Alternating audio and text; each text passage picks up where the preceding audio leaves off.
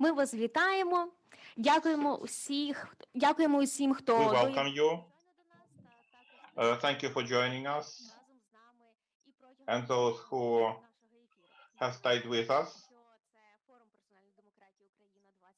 This is Forum Personal Democracy Ukraine 2020. And here we speak of local dimension of digital transformation. Yesterday we discussed the block of how the local governments, central governments would do digitalization. And today we shall concentrate more on involvement of civil society into that process. And traditionally, in the afternoon, we have inspiration talks with speakers who are both theoreticians and practitioners. And today, I have a pleasure for the coming 45 minutes to communicate with wonderful people, Nadia Virna, Robert Pavian, as well as Krzysztof Garski. The first to discuss practice of IT solutions in favor of communities, I request Mr. Krzysztof. Mr. Krzysztof works for Gdansk City Hall. It's considered one of the leading ones in the field of IT solutions in Poland. And I believe that the next 15 minutes you will not be bored. Mr. Krzysztof, good Dobry afternoon. dzień, wszystko słyszę. Do you read us? Bardzo dziękuję za zaproszenie. Cieszę się, że mogę uczestniczyć w wydarzeniu. Wiem, że w Ukrainie się dzieje wiele ciekawych rzeczy w obszarze transformacji cyfrowej. Istnieją fajne platformy Smart City, otwartych danych do zrozumienia niskich budżetów. Powstają też rozwiązania dla takich otwartych zamówień publicznych, więc fajne rzeczy się dzieją. Też nas odwiedzał Nedim z przedstawicielami ukraińskich miast. Więc ja chciałbym opowiedzieć o takich 4 rozwiązaniach, które zbudowaliśmy dla transparentności życia publicznego w mieście przy wykorzystaniu technologii. Będzie to miejski kalkulator podatkowy, miejski cennik, rejestr wydatków, a także gdański Calculator. Także ja za chwilę się tutaj przełączę i zaprezentuję bardzo krótko te rozwiązania. Opowiem, jak powstały, dlaczego powstały, a także jakie wnioski z tego dla nas płyną. What are the outcomes for us? Mam nadzieję, że go widać. Pierwszym rozwiązaniem, o którym opowiem, jest gdański budżet. Dzięki temu mieszkaniec może zrozumieć, jak jego podatki przekładają się na tą niewielką kwotę wynoszącą prawie 4... Tak? Their taxes. Yes. Mr. Krzysztof, please choose the Polish language in the interpretation. Please do that for us.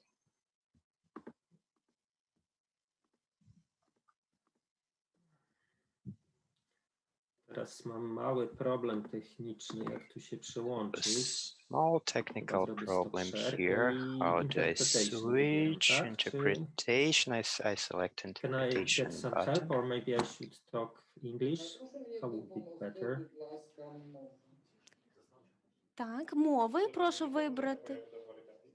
Because I can only choose Так, English внизу на панелі, будь ласка, там є такий глобус зображений. Вам потрібно обрати польський канал. Okay, on the globus, please choose Polish Kiedy channel. wybieram globus, jest tylko English. When I select this globe, I only see English. No Polish. Okay, maybe so I will follow in English. Гаразд, добре, давайте тоді англійською. Okay, so I'm sharing my screen to tell about the Gdansk budget project. It's a project to show how your taxes are making this huge budget of 4 billion zlotych in Gdańsk. And these numbers are so high that it's sometimes very hard to understand how your taxes are spent. So there is a calculator when you put your earnings, let's say it's 5,000 zlotych, and you can see that, for example, 40 zloty from your taxes each year is going for road infrastructure and public transport. Another solution I would show you is cennik miejski, so it's a city price list, and it shows how much very detailed things cost in the city. For example, when you would like to change your coal heating for a more ecological one, it's about 7,000 zloty from the city budget. And for the real estate tax you pay every year, it's, for example, 60 zloty for a typical flat in Gdańsk, and so on. But these numbers are very basic, very simple. Let's imagine you have more interest and more insight how city works. Then you go to Gdańsk w liczbach, Gdańsk in numbers, where there is plenty of very detailed statistics on Gdańsk in a very approachable form. For example, civic activity. Some basic numbers, some very crucial information, and also some details, for example, how many civic society organizations in Gdańsk existed each year since 2011. Of course, you can download the data to get some very detailed information in Excel files, and you can make your own analysis on it.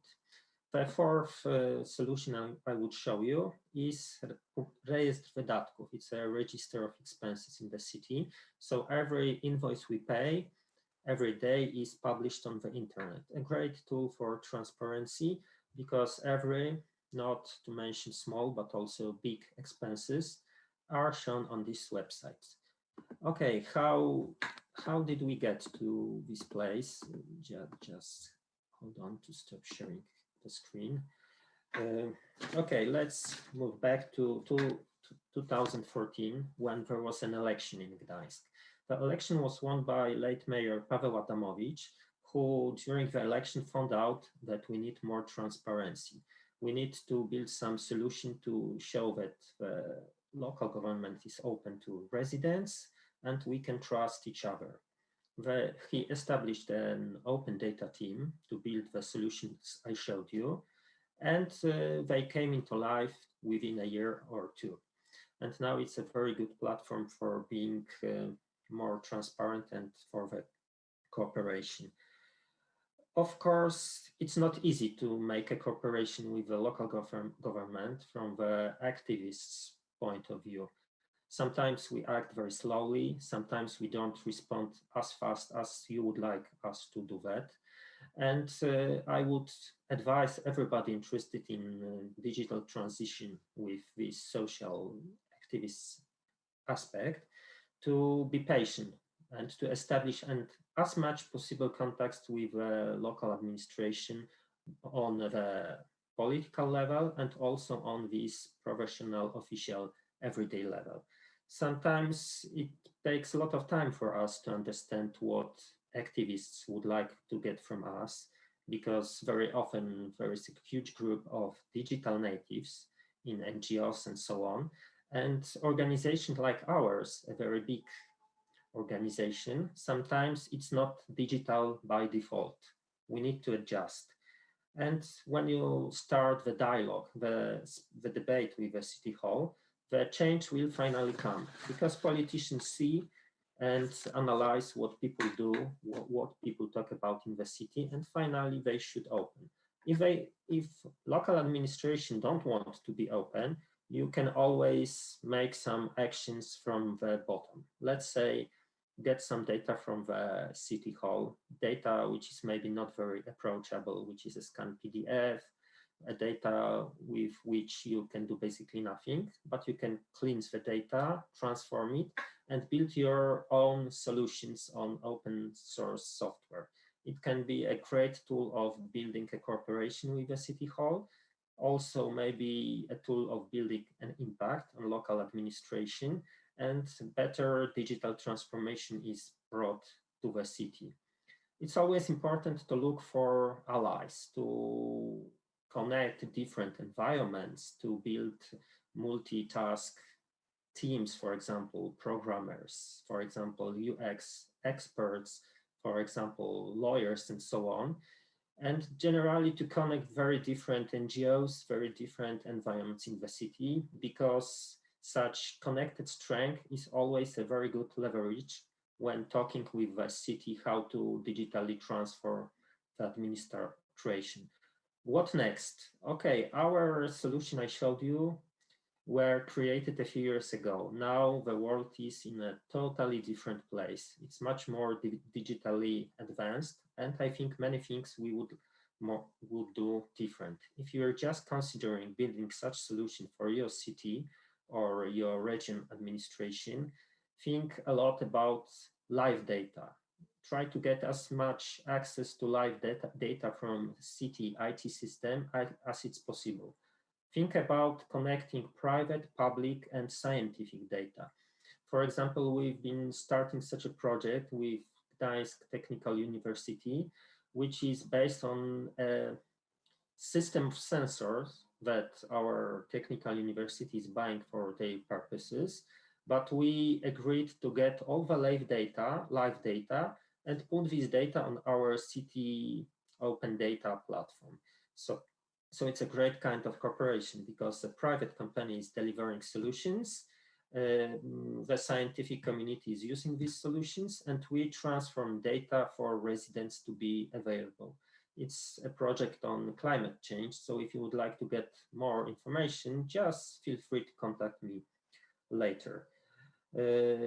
Data need context, so just pure data, Excel, CVS, JSON is not enough because a very narrow group of experts can understand the data. You need to build visualizations, you need to build context and build stories on this data. It's a challenge we are facing right now. We don't have great solution for building stories on data right now, but we would like to develop such a solution in the near future. So on raw data, build a great story that as much people as possible can understand. Also, digital inclusion here is critical. So to include people with disabilities, to include people who can have some difficulties with digital exclusion. Okay, I think every community should cooperate, local government, scientific communication, and NGOs. And on this, you can build a great digital transformation, something what has started in our countries, and I believe can further very well. So if you have any question, feel free to ask me here or maybe later on Facebook or email. I'm available for your questions. Thank you. Дякую, Кшиштофе. Власне, в мене вже є питання. Я знаю, що в нас у чаті так само, так? Thank you. I have a question and probably on the chat. Please make a clarification. You say, today we speak of involvement of civil society towards digital transformation. I know that in Poland, there is well-developed movement of Střednictvo, public control organization, civic oversight. My question is how actively watchdog organizations are using data provided by the city. For example, data about expenditures. I wish such organization would use our data more and more intense, but it's also the barrier I mentioned before, that raw data is still a challenge because you need very particular skills to make a meaningful analysis with such a data. So organization basically use our process, the data. So for example, all these visualizations we show on our websites, which is of course also okay, because this is why these visualizations are for, to help people. But I truly believe that when you use raw data and connect data from, let's say, our administration, other cities' administrations, and also, let's say, central government, and you also connect it with private data, you can build a great tools for transparency. Just imagine, for example, air pollution sensors. There is a lot of private air pollution sensors in Poland. You have API for this data. If you could connect such data with public data, you could make great analysis and visualization for the public.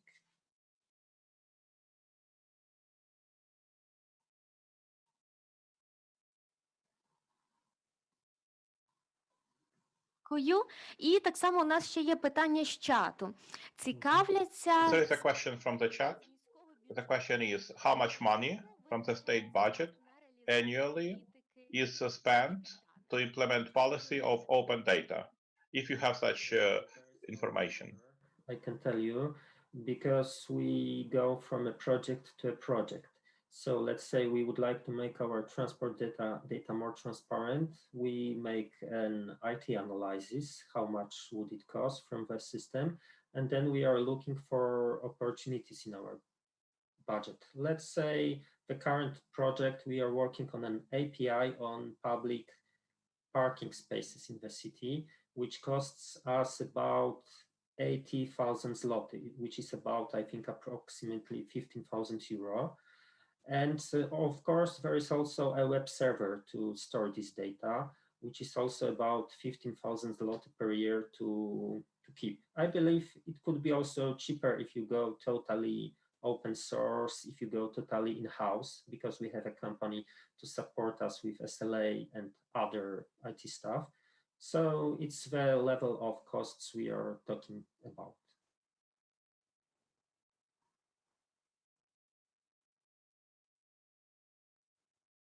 Thank you.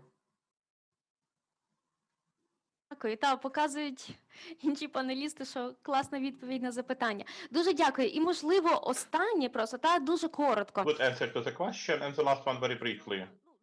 It's obvious that data is not just for the sake of showing that everyone is transparent, everybody is encouraged, and also a question of how the local community appreciates visualizations, how does it appreciate that City Hall wants to be as transparent as possible towards its residents in various initiatives. Did you have any research? There is a target audience, whether they are happy in that policy that is held by the city. Understand you asked about is it difficult to get data from the city hall, from the inside? Is it supported by the city council? Do I understand it correctly?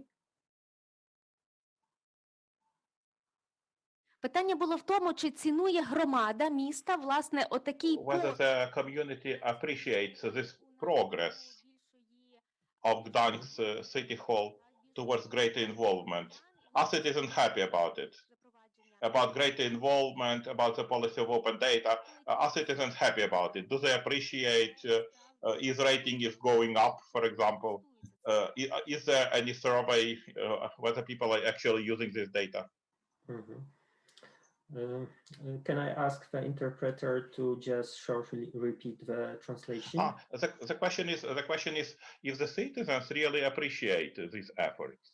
Mm-hmm. Residents of the city. Residents. Yeah, residents of the city. Yes, residents. They are residents of Gdan.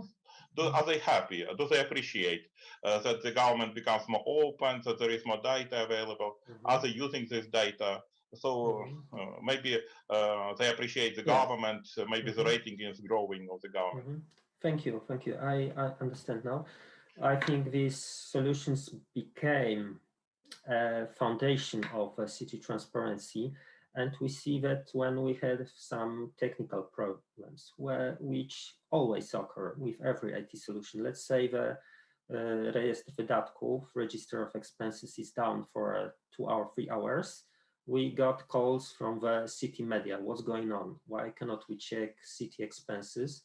So as I see on Facebook, as I see on local media, these data are used on everyday basis.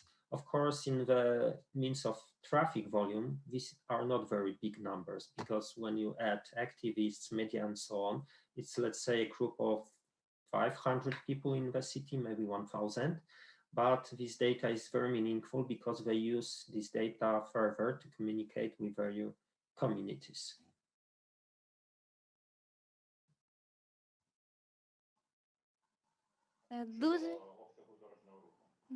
Дуже дякуємо, пане Кшиштофе. Дякую за такий досвід, за те, що поділилися. Так, власне, я думаю, що ви отримаєте багато. Thank you for sharing this experience.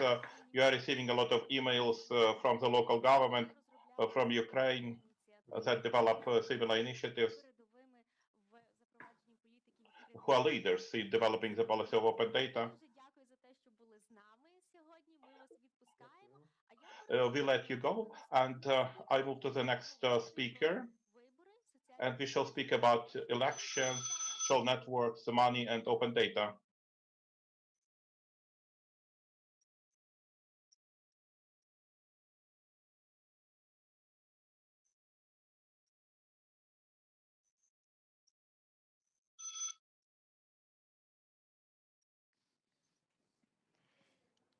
Ми всіх вітаємо. Поруч зі мною мій колега з громадянської мережі ОПОРА My Роберт. colleague from OPORA, civic networks, Robert Marian, who is working with data, is analyzing expenditures for political advertising, and it's clear that today we shall speak about it as well.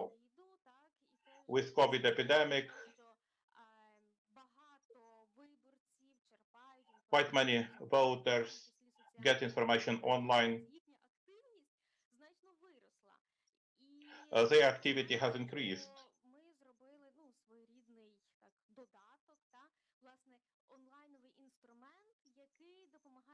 We did an application, an online instrument to help us analyze how much money politicians of different levels have invested into their promotion on elections, in social networks. Let us speak of elections, social networks, and money. The technology is integrated with election process.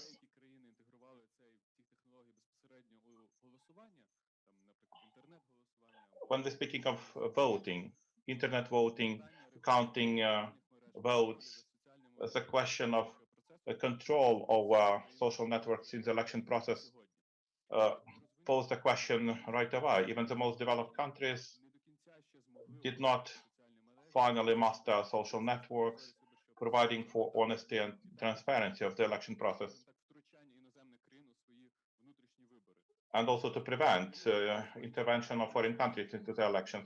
Therefore, Ukraine and other countries have a great objective to regulate the use of social networks during elections, also to create new technology and methodology ways of how to control, how to follow promotions, advertising in social networks to prevent from false information, and also to preserve the freedom of expression on the net that we all love. Therefore, it's important to get involved.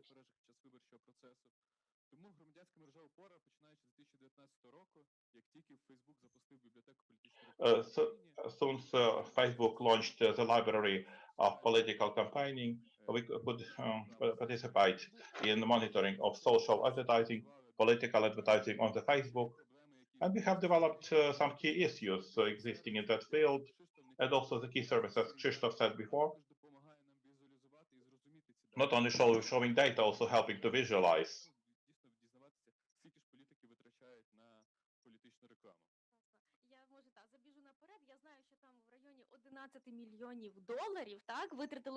About $12 million were spent by politicians for their promotions on Facebook.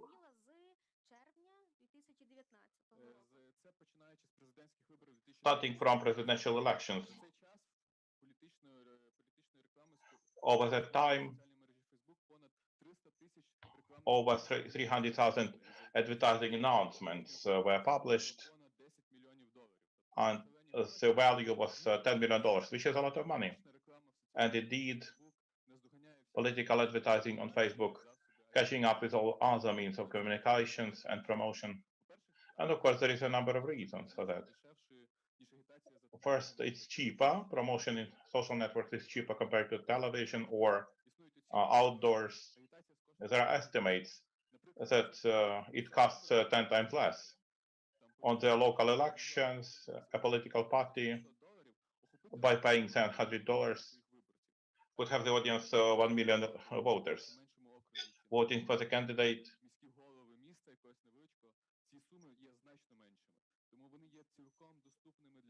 therefore it's available to everyone and makes the election process more equal. I have a question. If you compare presidential and parliamentary elections, does it mean that the factor of the epidemic of coronavirus forced politicians to go online even more?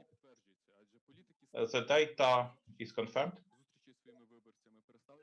fewer meetings with the voters, fewer events, concerts, and everybody moves to the social networks. And also voters. There is a habit of them to spend more time on social networks and at home. Therefore, they can watch political advertising, and all the politicians go for social networks. And the data confirms it. On the local elections, they published 120,000 ads of political content, and they have spent $6 million. In the previous years, the costs were the same as on the local elections. And this data shows that it's 3 times more active candidates, political parties, including those in social networks, compared to the past parliamentary elections. And the time frame for promotion campaign was comparable. Whether this political advertising on Facebook, does it reach its objective? Because it looks to me there is such a magnitude of political advertising on Facebook. Are the voters ready to take it? We can watch the results and see if it works. However, if there are no other ways of communicating with the voters, we can ask the same question to the outdoors or TV ads. Those are advertising, and it works like commercials. The more people see the politician, the more they know him or her, and this especially works on social networks. Because politicians have Telegram channels, and there is an impression that politician talks to you personally. And it looks like this is your close friend. It's the same on social networks. Facebook makes it possible to establish direct contact. It's like a video, it's like talking directly to the voter. I think it works efficiently. Moreover, it's not very expensive. And social networks give an opportunity to target quite precisely. Every social network has great volume of the massive of data. The candidates can use it for their purposes. This is deep targeting or micro-targeting. Using the data of the social network, targeting different messages on different groups of people, using age, gender, place of residency, interests. In addition, the Facebook gives an opportunity to political parties and candidates and everybody else to upload own data about their proponents. A political party may upload to Facebook the database of emails of proponents. And the Facebook will not only help target its promotion on those users, and also have an algorithm of learning to find similar people similar to those, and to expand the sphere of political support of a given party. If I'm a mother, if I have 2 kids, I will be the target audience of the candidates that will promote kindergartens. Such an example on parliamentary elections of 2019, one candidate was using political advertising. He promised to improve the roads and targeted on men, and advertising children's playgrounds, promising children's playgrounds. He targeted on women. Yes, indeed. Facebook helps to statistical measure how do you promote and how the promotion is efficient during the election campaign, not waiting for the results. There is available statistics, and one can know what group of people is most actively responding. And then, after the election campaign, they can change the strategy. Let us move to see how the Facebook analyzer works. Yes, we shall have a big presentation of our new service.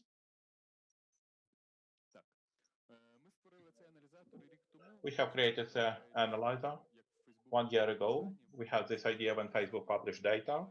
First, we have analyzed our data. We understood that we are giving that, and the users having no special technical education or technical skills to use that data.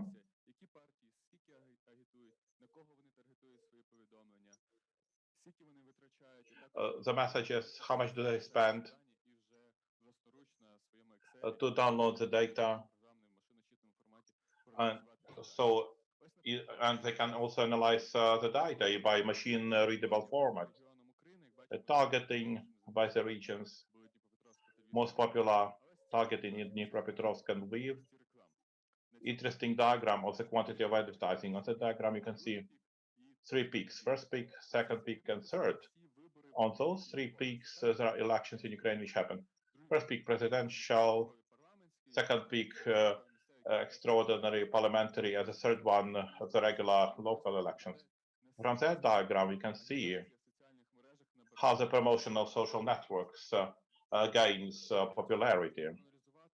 In addition, one can analyze the library of political advertising on Facebook by keywords. If you're interested, we created that service when the pandemic began of coronavirus. It was interesting to follow how politicians at the pandemic are speaking on the topic of the pandemic, maybe manipulating, and you can have a search on all their ads, and you can see how the page promotes.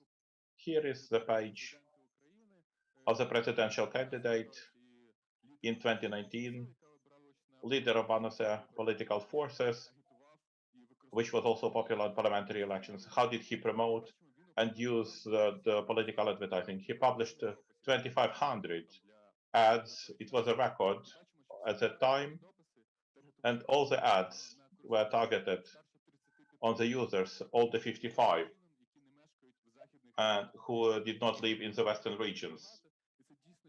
Quite many such cases. It's interesting to find out, to analyze, and to use. We can group that, we can add several pages, aggregate the instrument aggregating all data, counting statistically how the political party is focusing attention on particular audiences. The technologies are not idle. While we've been creating that service, overall, the library of political advertising, 100 political announcements, and this has increased 3 times. 2 data analytics with no special skills of programming, and they don't cope with such a function and works quite slowly. Therefore, OPORA network will present the first beta version of the new analyzer that will soon be available to everyone. This is our new analyzer. The main feature is that it's fast. By keywords of search, 300,000 announcements in just a few seconds. The necessary announcement, who promotes and how. Now we have repeated elections of head of the Chernivtsi mayor. Quickly, in few clicks, we can have a look. How do they promote on the second round of the elections? We choose the Chernivtsi Oblast, and we say we're interested in the last month, 26th of November, 26th of October, before the end of elections. We launch search. Our instrument shows the table and visualizes, showing screenshots.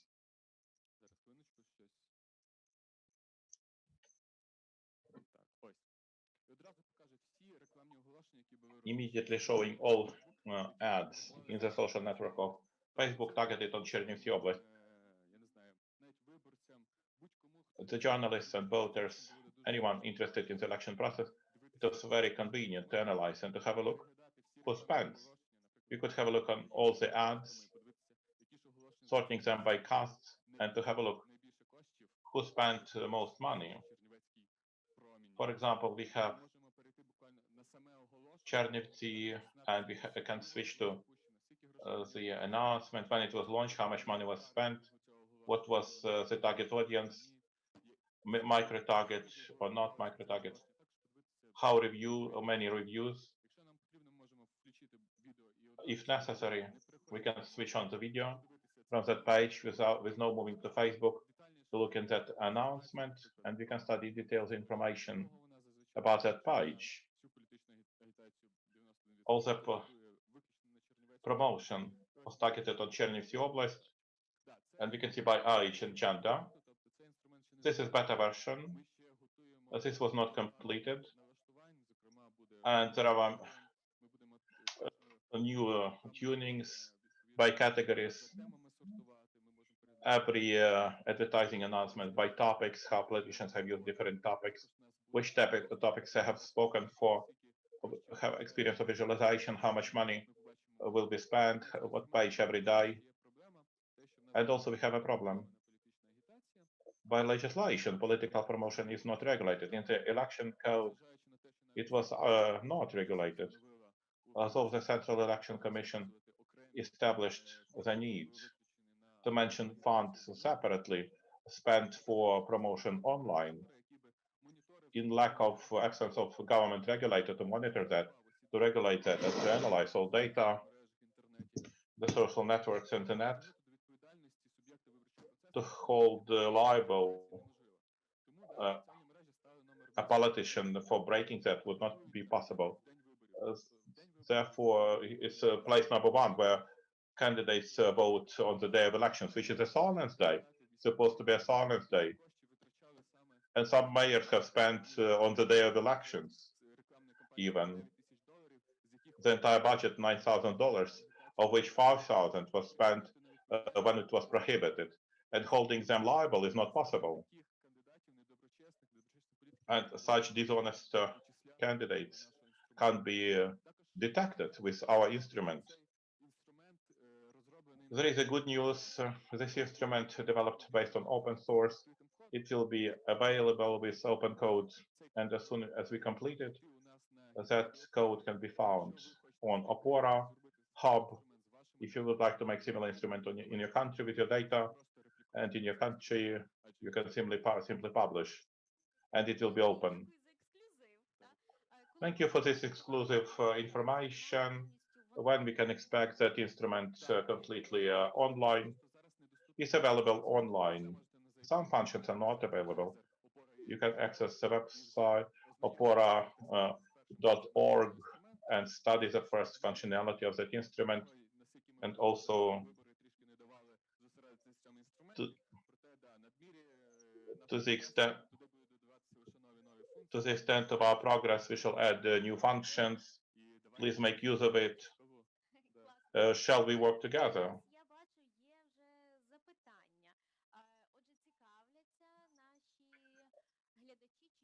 So our viewers are interested if there are any studies. So it's unilateral communications, or is there any room for the feedback? Do politicians just talk? Do they advertise themselves? Or do they get any feedback? And do you study that? We didn't make a wide research. However, by types of advertisings, mainly unilateral, when politicians call the voters and telling them something. There are quite many political forces and candidates using different forms of feedback, registration of the questionnaires of proponents, creating websites and services to collect opinions about the problems of interest to them. And this is found during elections. There are services in Odessa, and the same services during the pandemic of coronavirus, collecting help for the voters, asking who needs help. It was advertised through political promotion, bilateral communications via social networks. And indeed, some of the candidates communicate with their voters in the comments, for example. But this looks like gathering personal data. Indeed, this is gathering personal data.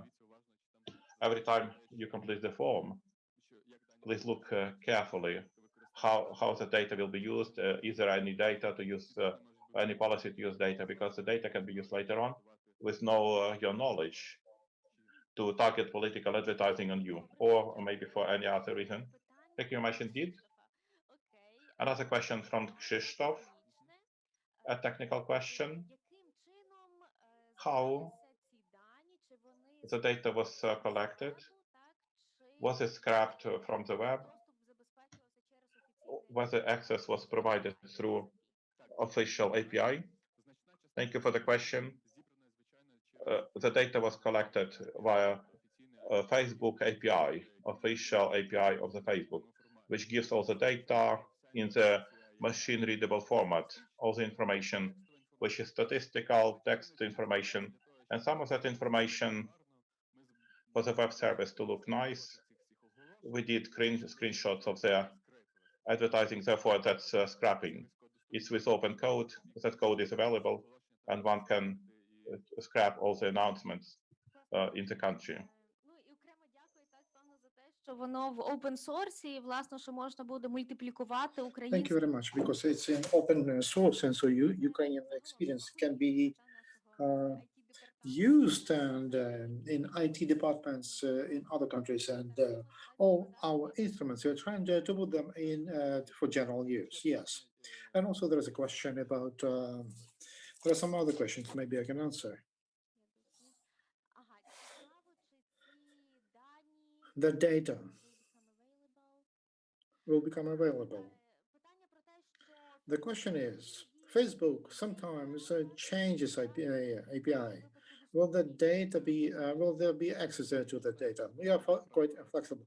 Even if Facebook is changing the rules, and even if it changes its API, right away we can respond to that, and we can send it to the service, and we will try to use the best and data.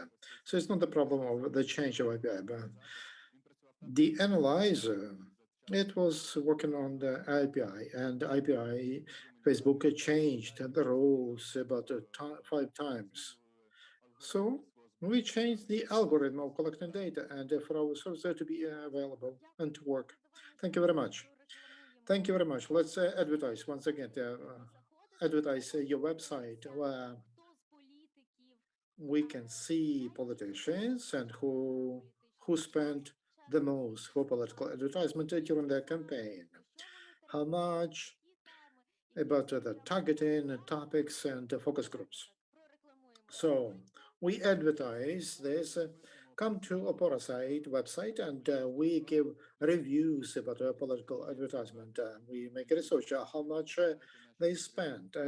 Read our materials, and OPORA had a study during last elections and on these issues.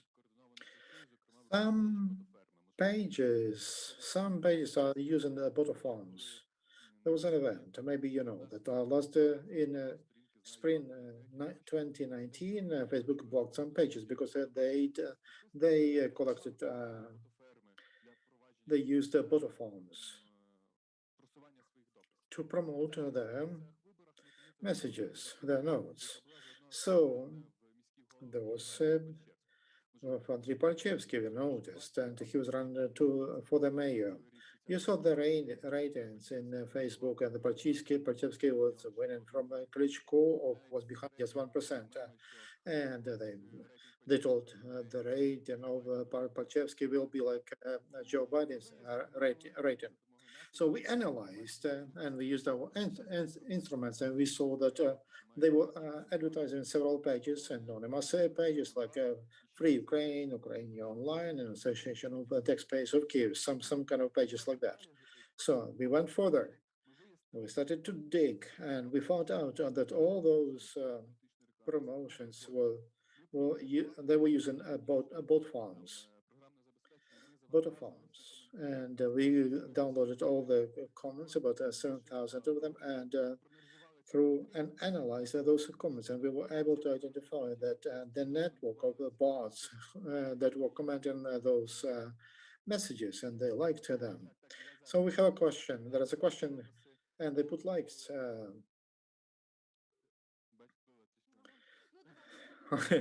Okay. If Facebook deletes messages, do you keep them in your database? Messages or advertisement?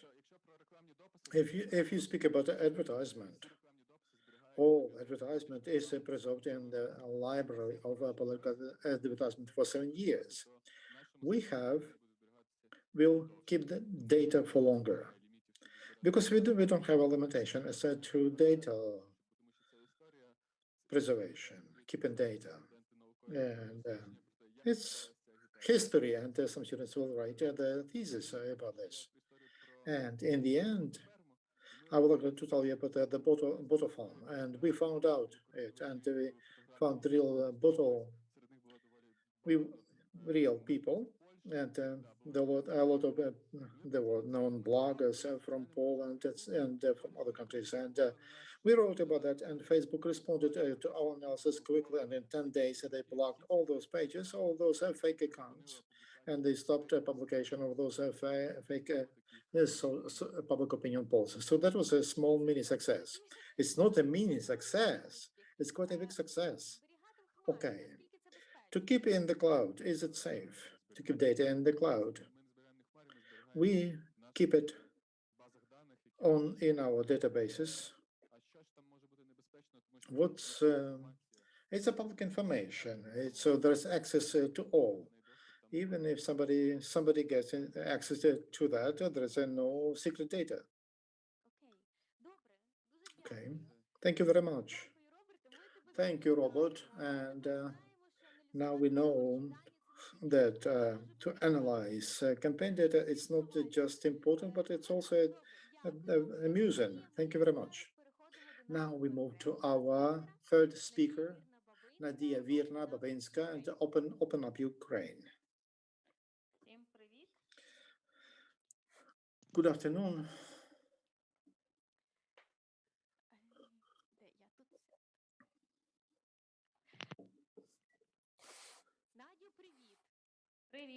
Hello, hello. You hear us well. Wonderful. Okay, I would like to talk to you. OpenUP Ukraine. Everybody knows, and that you have several NGOs. You stand for all open things, open data. But a discourse. We would like to have a discourse, how it started, whom you unite, and also how difficult it is to be a coordinator of such a network. In general, it's a very interesting network. It's a community of voluntary community without any institutional structure, I mean organization, legal entity, without any clear obligations or duties of people who are just not indifferent in a sense of openness, open code, open data. And these are the people who have some startups on the base of open data, or they do work on data analysis, or in general working in analytical centers or in some business. And we have some people from the government. So there's a community of people who are not indifferent, who care about the issue of data, open data. In 2018, I felt that the community, I knew that this is a big community because I was in this field since 2015, but I saw that this community didn't speak one voice. And I suggested to my friends, let's do something together for us to be able to coordinate and to express and communicate clearly our ideas more clearly on the issue of open data. And in 2018, we set up our organization, and we decided on priority of data we would like to work with, and which are very important for Ukraine and for anti-corruption work, for development of business. And this is the way we started to work in different programs. And now we have experience of 2 years, and we understand better where we go and what to work on, like advocacy. So we have advocacy campaign, and we educate on data, how to open data, and how they shouldn't open, what is bad data, what is good quality of openness. When we see that our advocacy or communication with the government doesn't have positive feedback, we are trying through different instruments to speak to the office of the responsible person or the court. We trying to force them to open the data which should be opened according to the law. we won some cases, and the platform of human rights helps us and with the lawyers, and we bring suits to courts, and we support our cases in the courts, and there was a successful case with the Ministry of Justice, and we understand that we need to educate people on open data. So we communicate, we go to different events, and we train people, we educate people on this issue, and we understand that there should be some amendments to the legislation on open data, because according legislators and public servants, they don't have a clear idea about open data. So that's why we work in many working groups and on amendments to legislation or writing new legislation on open data. And we are within the group in the parliament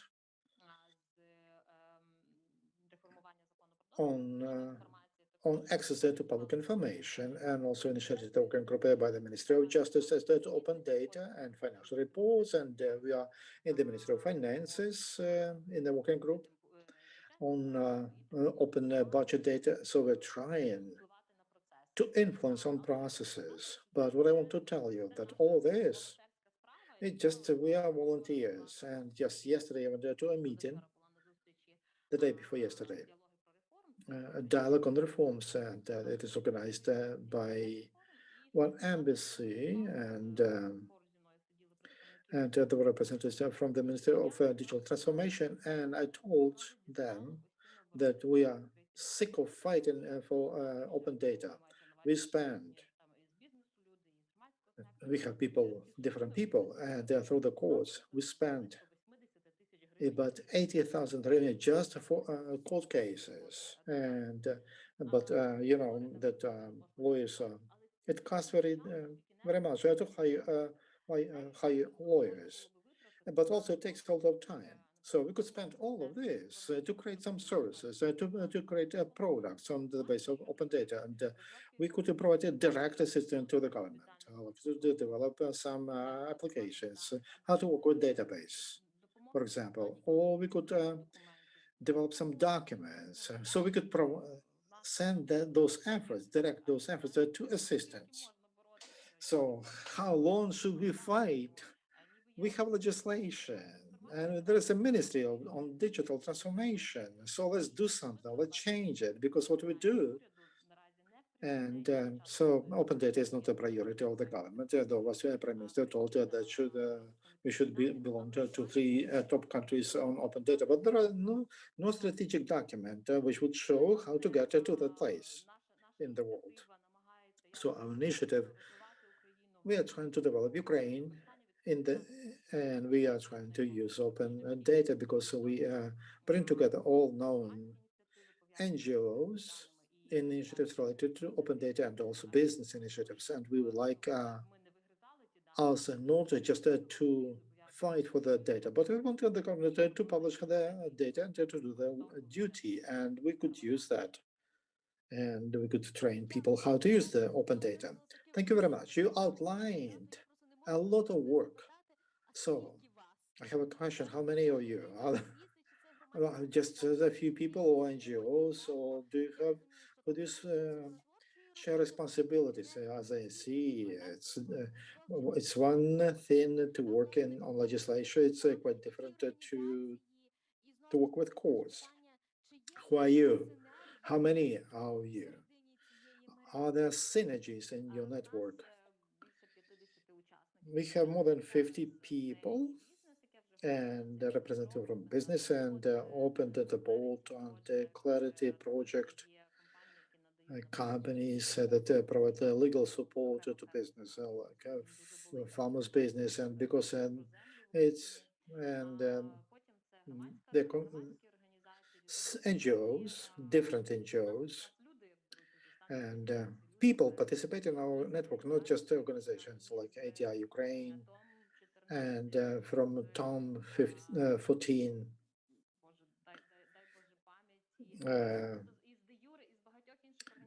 from many organizations. When someone is active on open data, And those are the golden people in from our network. We're trying to involve them, and they wanted to get involved. And so it's not just we invite not only the civic sector but also the government and the business, and we communicate a lot with the government, like National Agency to Prevent Corruption. We communicate with the customs, not successfully, but we communicate. We would like to get access to the data that we want, and we open. And if somebody says that we developed some technical documentations on IPA, on apps, try to help us to communicate on this, or we would like to do something. Please get in. Let's work together.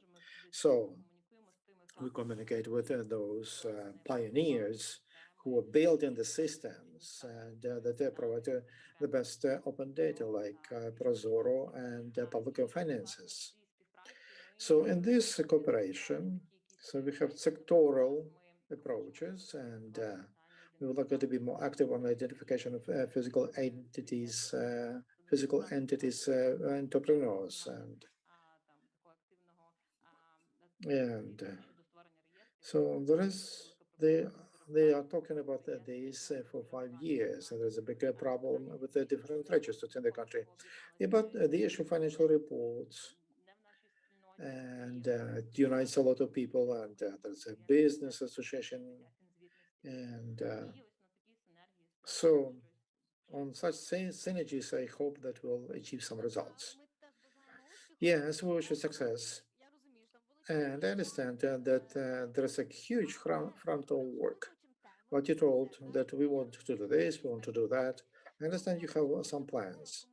Could you outline briefly, like the first 3 steps from OpenUP,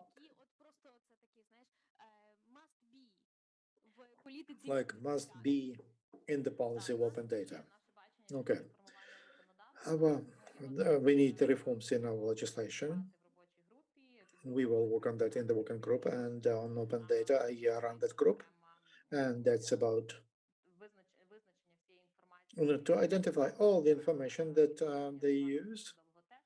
And also we need to prepare what is necessary for us to understand what the government is hiding and on which basis, and what we should do. And also it's about responsibility, and it's about standardization of categorization of users. And we have to speak about policies. We have to speak about implementations and data collection. So we have some data, which is a priority for us. The data of the state register of physical legal entities.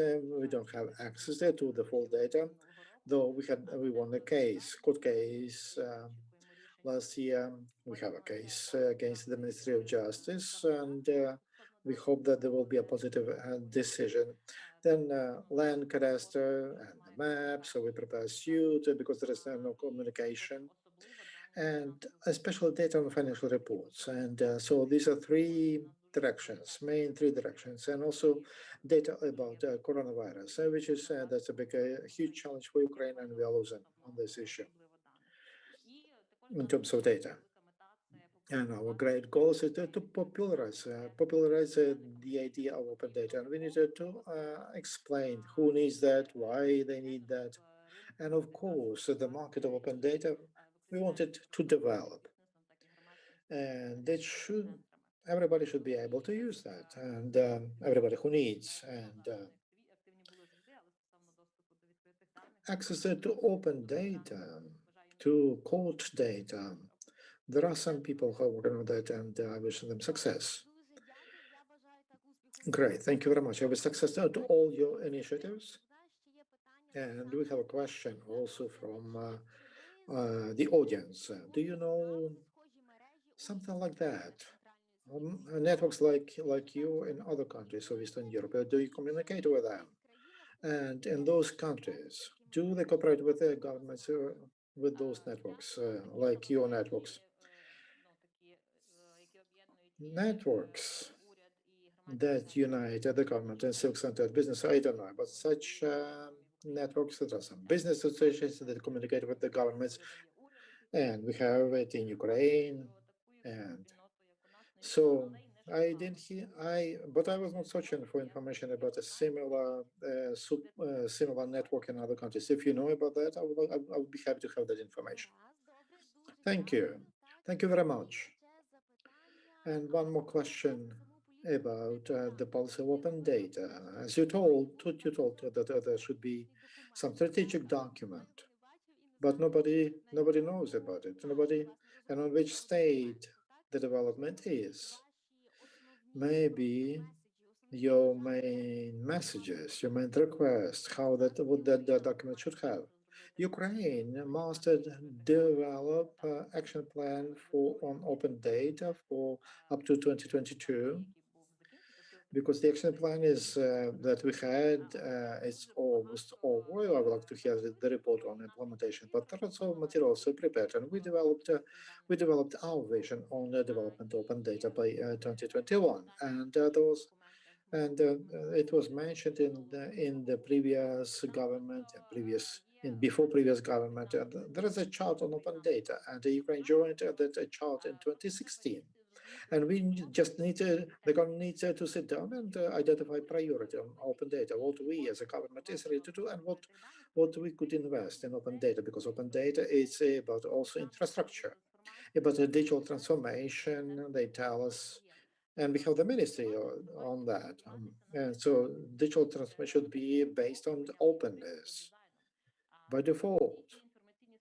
And all information systems that are built, they should be open by design. So, and the development of information that you would access to the data, to personal data. And so as a basic principles, Ukraine signed up, and Ukraine was trying to comply with the chart, but now there are just general phrases of the government that we would like to be among three the best. But show us the action plan, how you are doing, how do you want to do that? We can help you if we share your opinion, and we want that plan to be developed also with our participation. Thank you very much. Okay, greetings to all OpenUP activists. Wish you success, and it's cool when there is such an official network, when you unite different stakeholders, and it seems to me that this is one of the correct roads to the improvement of the policy on open data in the country. And that could have that any synergy and effect that we discussed. So Nadia, thank you very much for participation. I wish you success. Today, this is the second day. In the end of the second day, I would like to thank all participants, panelists in the morning and in the afternoon. Thank you for being active. Thank you for your questions to our panelists, and they are pleased that you pay attention to them. Thank you that you watch us in Facebook and also on YouTube channel of Civic Network OPORA. We as organizers, that is very pleasant to us. I don't say bye-bye because I would like to invite you to participate. Tomorrow, we will have the last final day tomorrow, but it will be a little bit different by format from those discussions and presentations that we had yesterday and today. Tomorrow, we will speak about three main topics, and which are directly related to digital transformation. We'll speak about cybersecurity, about digital inclusion and accessibility, and also we'll speak about digital economy.